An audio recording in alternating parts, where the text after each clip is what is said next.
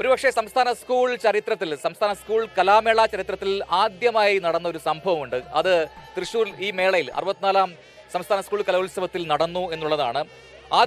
ചരിത്രത്തിൽ ആദ്യമായി ഒരു മത്സരാർത്ഥി ഓൺലൈനായി മത്സരത്തിൽ പങ്കെടുത്തു എന്നുള്ളതാണ്. വാസ്കുലൈറ്റിസ് എന്ന ഗുരുതര രോഗം ബാധിച്ച സിയ ഫാത്തിമയാണ് ഓൺലൈനായി ഒരു മത്സര ഇനത്തിൽ പങ്കെടുത്തത്. നോക്കുക, അതൊരു പക്ഷേ ഈ 64 സംസ്ഥാന സ്കൂൾ കലോത്സവങ്ങളിലെ ചരിത്രത്തിലെ ആദ്യത്തെ സംഭവമാണ്. അങ്ങനെ വിദ്യാഭ്യാസ വകുപ്പിന്റെ പ്രത്യേക അനുമതിക്ക് പിന്നാലെയാണ് സിയ അറബിക് പോസ്റ്റർ മത്സരത്തിൽ കാസർഗോഡ് പടന്നയിലെ വീട്ടിൽ നിന്ന് പങ്കെടുത്തത്. ഇതുമായി ബന്ധപ്പെട്ട് മന്ത്രിയുടെ പ്രതികരണം ആദ്യം കാണാം. സിയ ഫാത്തിമ എന്ന് പറഞ്ഞ വിദ്യാർത്ഥിയുടെ അപേക്ഷയും അവിടുത്തെ ഡിസ്ട്രിക്ട് മെഡിക്കൽ ഓഫീസറുടെ റിപ്പോർട്ടും അവിടുത്തെ ജില്ലാ കളക്ടറുടെ റിപ്പോർട്ടും ആ സ്കൂളിൻ്റെ അപേക്ഷയും എല്ലാം വെച്ച് നോക്കുമ്പോൾ ദയ അർഹിക്കുന്ന ഒരു അപേക്ഷയാണെന്ന് ഞങ്ങൾക്ക് ബോധ്യപ്പെട്ടു. ജില്ലയിൽ മത്സരിക്കുമ്പോൾ അവന് ഒരു അസുഖമില്ലായിരുന്നു, എ ഗ്രേഡ് കിട്ടി. സംസ്ഥാനത്ത് മത്സരിക്കുമ്പോഴാണ് അവന് അപൂർവമായിട്ട് രോഗം വന്നത്. അപ്പോൾ അവൻ്റെ ആഗ്രഹം ഇതിൽ സംസ്ഥാനത്ത് മത്സരിച്ചില്ലെങ്കിൽ അവൻ മരിച്ചു പോകുന്നടക്കമാണ് ആ കത്തിലെഴുതിയിരിക്കുന്നത്. ആ കാര്യങ്ങളെല്ലാം പരിഗണിച്ചുകൊണ്ട് നിയമ നടപടിക്രമങ്ങൾ പൂർത്തീകരിച്ച് ഒരു ഉത്തരവ് ഞങ്ങൾ നൽകുകയാണ് ചെയ്തത്. എന്തായാലും സിയ ഫാത്തിമയ്ക്ക് അങ്ങനെ ഓൺലൈനായി മത്സരത്തിൽ പങ്കെടുക്കാൻ കഴിയുന്നു എന്നുള്ളത് നമുക്കും ഏറെ സന്തോഷം നൽകുന്ന കാര്യമാണ്. സർക്കാരും വിദ്യാഭ്യാസ വകുപ്പും സിയയ്ക്ക് ഒപ്പം നിന്നു എന്നുള്ളതാണ്. അത് സർക്കാരിന് പ്രശംസിക്കാവുന്ന കാര്യം തന്നെയാണ്. എന്തായാലും ആ വിശേഷങ്ങൾ വിശദമായി കിടക്കാം.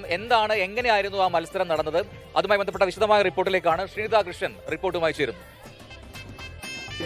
വേദി മുല്ലപ്പൂവിൽ അല്പസമയം മുമ്പ് അറബിക് പോസ്റ്റർ മത്സരം നടക്കുകയായിരുന്നു. അതായത് നേരത്തെ സൂചിപ്പിച്ചതുപോലെ തന്നെ ഇത്തവണത്തെ സംസ്ഥാന സ്കൂൾ കലോത്സവം ഒരു ചരിത്ര കലോത്സവമായി മാറുന്ന കാഴ്ചയാണ് നമ്മൾ കണ്ടത്. അതായത് അറബിക് പോസ്റ്റർ മത്സരത്തിൽ പങ്കെടുക്കേണ്ട ഒരു വിദ്യാർത്ഥിനി ഉണ്ടായിരുന്നു, കാസർഗോഡ് ജില്ലയിലെ പടന്തയിലെ സിയ ഫാത്തിമ. പക്ഷേ നിർഭാഗ്യവശാൽ സിയയ്ക്ക് ഇത്തവണ മത്സരത്തിൽ പങ്കെടുക്കാനായില്ല. വാസ്കുലൈറ്റിസ് എന്ന ഗുരുതര രോഗം ബാധിച്ച് സിയ ചികിത്സയിലായിരുന്നു. അതായത് സബ് ജില്ലയിലും ഒക്കെ പങ്കെടുക്കുമ്പോൾ സിയയ്ക്ക് ഈ ഒരു രോഗം സ്ഥിരീകരിച്ചിരുന്നില്ല. സംസ്ഥാന തലത്തിലേക്ക് വരുന്നതിന് കുറച്ച് ദിവസങ്ങൾക്ക് മുമ്പാണ് വാസ്കുലൈറ്റിസ് ഐഡന്റിഫൈ ചെയ്യുന്നത്. അപ്പോൾ നിലവിലെ സിയയുടെ ആരോഗ്യസ്ഥിതി പരിഗണിച്ച് ഡോക്ടേഴ്സ് യാത്ര ചെയ്യാൻ പറ്റില്ല എന്ന് പറഞ്ഞു. പക്ഷേ സിയയുടെ ഉള്ളിൽ അതിയായ ആഗ്രഹമുണ്ടായിരുന്നു സംസ്ഥാന സ്കൂൾ കലോത്സവത്തിൽ പങ്കെടുക്കണം, അല്ലെങ്കിൽ അറബിക് പോസ്റ്റർ മത്സരത്തിൽ പങ്കെടുക്കണം എന്നൊക്കെയുള്ളത് സിയയുടെ അതിയായ ആഗ്രഹമായിരുന്നു. ആ ആഗ്രഹം മുന്നിൽ കണ്ടാണ് സിയ വിദ്യാഭ്യാസ മന്ത്രിക്ക് കത്തെഴുതുന്നത്. അങ്ങനെ സിയയ്ക്കൊപ്പം നിൽക്കുകയാണ് വിദ്യാഭ്യാസ മന്ത്രിയും അല്ലെങ്കിൽ വിദ്യാഭ്യാസ വകുപ്പും സർക്കാരും സിയയെ ചേർത്ത് നിർത്തുകയാണ്. അങ്ങനെ സംസ്ഥാന സ്കൂൾ കലോത്സവം തൃശൂർ ജില്ലയിൽ പുരോഗമിക്കുമ്പോൾ ഈ സ്കൂൾ കലോത്സവം കാസർഗോഡ് ജില്ലയിലെ പടന്നയിലെ സിയയുടെ വീട്ടിലെ സിയയുടെ മുറിയിലേക്ക് എത്തുന്ന കാഴ്ചയാണ് നമ്മൾ കണ്ടത്. അതായത് നമ്മുടെ ഇത്തവണത്തെ സ്കൂൾ കലോത്സവത്തിൻ്റെ ആപ്തവാക്യം തന്നെ അങ്ങനെ ഒരു ചേർത്ത് നിർത്തലാണ് നമ്മൾ ഇപ്പോൾ കണ്ടത്.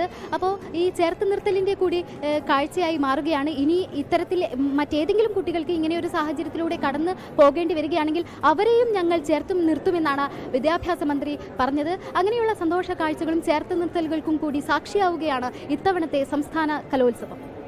ലോകത്തെവിടെയായാലും ഏത് സമയത്തും 24 വാർത്തകളും ഓഗ്മെന്റഡ് റിയാലിറ്റി പാക്കേജുകളും എക്സ്പ്ലെയിനറുകളും വിശദമായി കാണാൻ ഞങ്ങളുടെ യൂട്യൂബ് ചാനൽ നിങ്ങൾക്ക് സബ്സ്ക്രൈബ് ചെയ്യാം.